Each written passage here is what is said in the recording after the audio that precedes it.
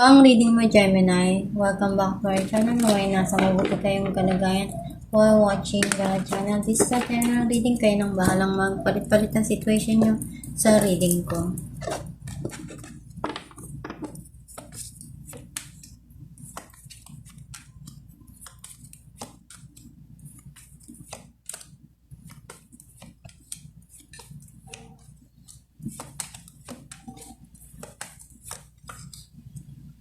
At the bottom of the deck, the Tower. I feel like yung energy mo, nasisense ko na may mga sitwasyon na nangyari sa buhay mo, na nagkaroon ng gulo, pwede sa iyong nararamdaman, sa isipan, or situation na alam mo sa sarili mo na kaya mo namang i-remove yung sarili mo doon.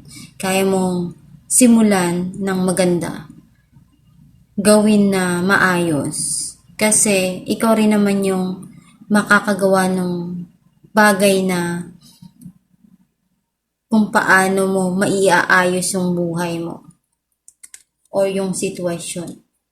Ang mensahe ng card mo, I feel like meron ditong mga iniisip ka ng malalim, ng maigi, kung paano mo i-remove yung sarili mo dun. You feel stuck dun sa situation. Kasi, tinatry mo kung ano yung way paano ialis yung sarili mo dun. Iniisip mo kung kailan ba darating yung mga pinaghirapan mo. Nagbigay ka ng effort, time, everything na makakaya mo dun sa sitwasyon na yon. At iniisip mo kung kailan ba maibabalik yun sa'yo. Kailan ba masusuklian lahat.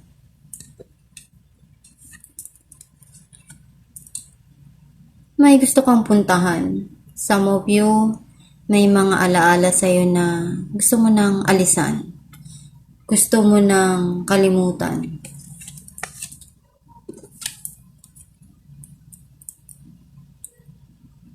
Very passionate pagdating sa taong to, yung gusto niya.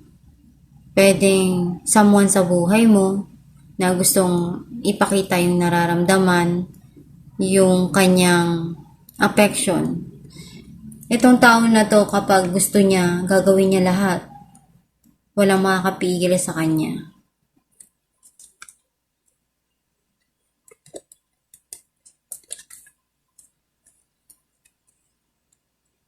Merong selebrasyon na parating.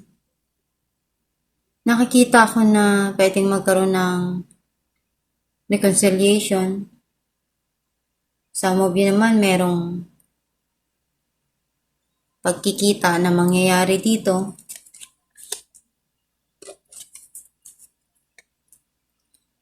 Na-overcome mo yung obstacle. Yung mga nangyari na hindi mo gusto. Nalagpasan mo yon. Mga pagsubok na akala mo hindi mo makakaya pero nalagpasan mo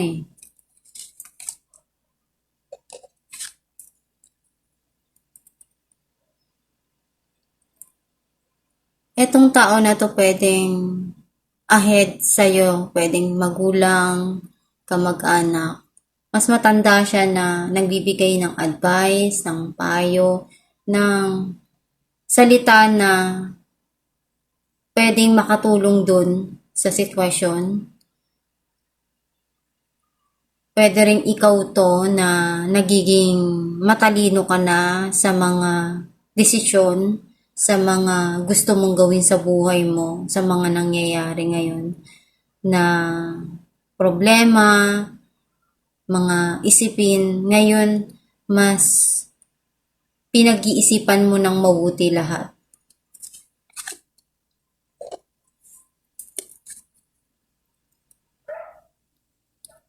Merong abundance dito na parating. Some of you, pwedeng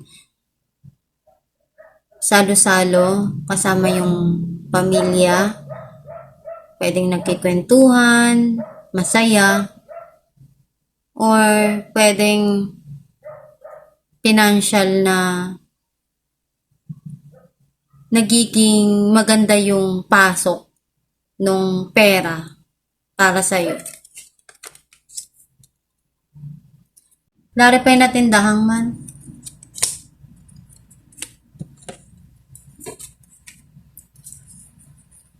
Merong option, opportunity na dumarating sa'yo, pero nahihirapan kang makawala dun sa sitwasyon na meron ka ngayon. Some of you, nagmi-mirroring, maaring nangyayari, bumabalik lang uli. Some of you naman pwedeng mensahe na nagpagulo dun sa isipan mo. Clarify natin ang 8 of Cups. Judgment and the Wheel.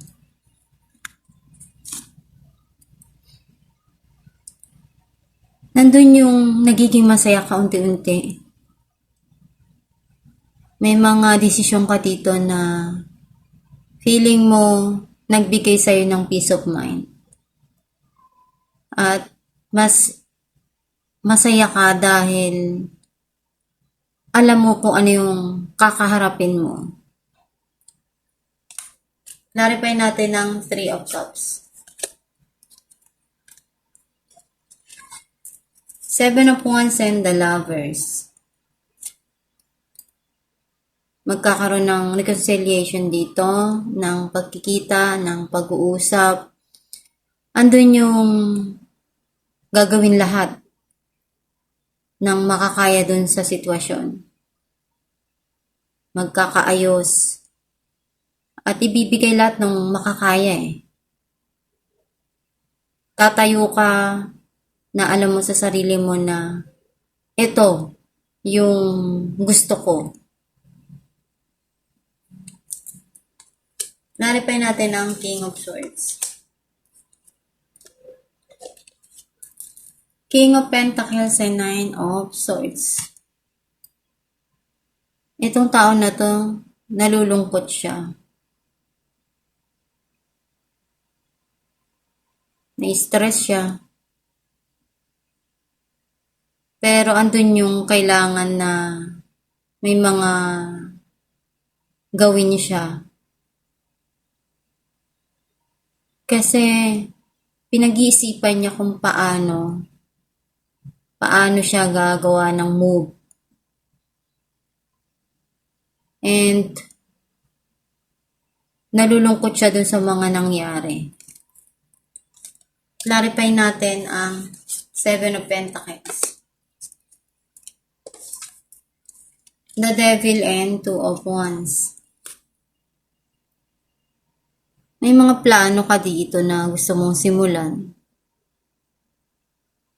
And alam mo sa sarili mo kung ano yung kakaharapin mo. Binigay mo naman lahat ng makakaya mo dun sa sitwasyon. Pero hindi pa rin naging maganda yung kinalabasan.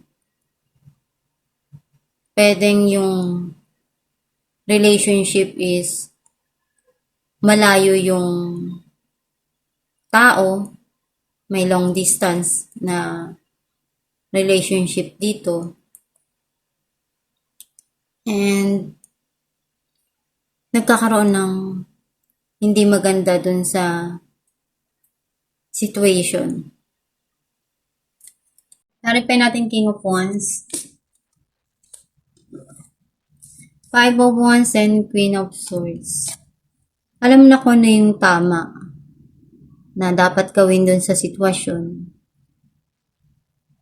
And nagkaroon ng conflict or struggle yung situation. Pero alam mo na yung red flag na nakikita mo dun.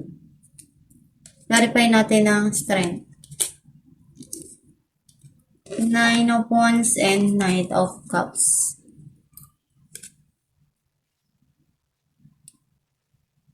Andun yung pagmamahal eh. Maraming na experience, na pagsubok, pero tumayo ka pa rin eh.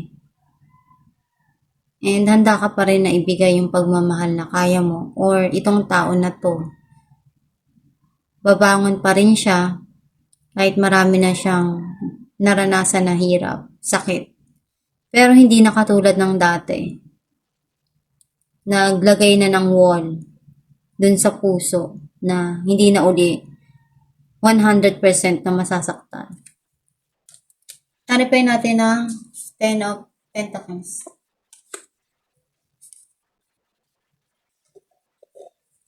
Ten of Swords and the World. Merong harmony. Unti-unti nang nagiging maganda kasi nakakalaya ka na dun sa pain na naramdaman mo.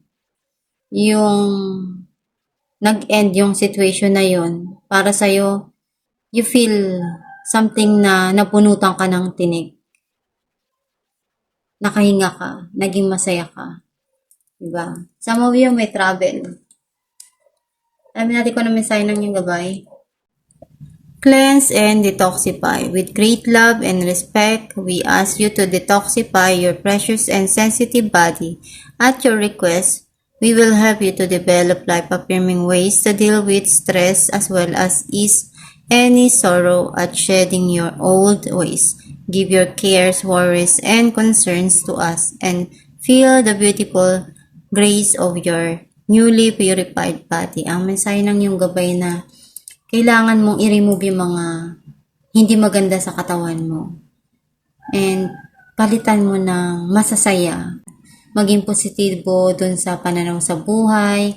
And gawin mo lang yung magpapasaya palagi sa puso mo. Kung ano yung nagpapalungkot, nagbibigay sa'yo ng hindi magagandang isipin, kailangan mong kalimutan na yun. Kailangan mong ialis sa sarili mo yun, sa puso mo, sa isipan mo, para maalagaan yung katawan mo. Kasi yung katawan mo, mahalaga yan. Marami ka pang dapat magawa. Kung ano yung mga pangarap mo, ma-achieve mo rin yan. Basta gawin mo lang yung best mo, magdasal ka lang palagi. At one day, andyan na sa kamay mo kung ano yung mga gusto mong mangyari sa buhay mo. At itong yung reading, Gemini. Kung nakaresonate ka, kindly comment down below. Thank you for watching.